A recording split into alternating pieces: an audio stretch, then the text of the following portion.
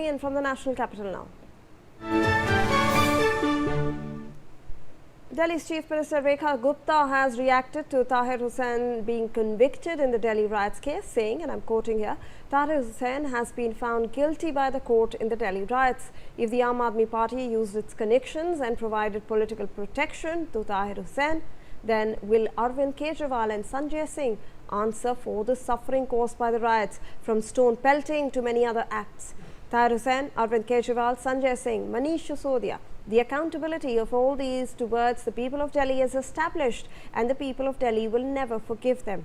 Let's in fact listen into this statement as well.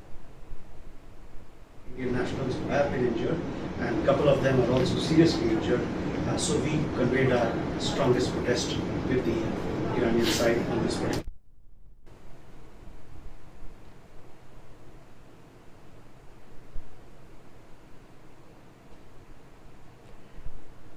Remember that this is the entire case of the 2020 Delhi riots, and the judgment was in fact pronounced today. The court has convicted Tahir Hussain of being guilty of the murder of a particular IB officer. Let me in fact let's listen into that statement by Rekha Gupta. मैं ये कहना चाहती हूं कि ताहिर हुसैन, जिसको अदालत द्वारा दिल्ली दंगों का दोषी करार पाया गया, दोषी करार किया गया, वो व्यक्ति जिसने दिल्ली में दंगे भड़काने का काम किया, हथियार रखने का काम किया, अंकित शर्मा की हत्या का जिम्मेदार जिसे पाया गया, ऐसा व्यक्ति जो दिल्ली का दोषी है, दिल्ली की जनता का दोषी है, जिसने हजारों लोगों को पीड़ा दी और सैकड़ों लोगों की ने उसमें जान गंवाई, ऐसे ताहिर हुसैन के साथ में आम आदमी पार्टी का संपर्क, राजनीतिक संरक्षण जो था, तो क्या अरविंद केजरीवाल जी, संजय सिंह जी इस बात का जवाब देंगे कि दिल्ली में दंगे भड़काने जैसे कितने और कृत्य उन्होंने किए हैं?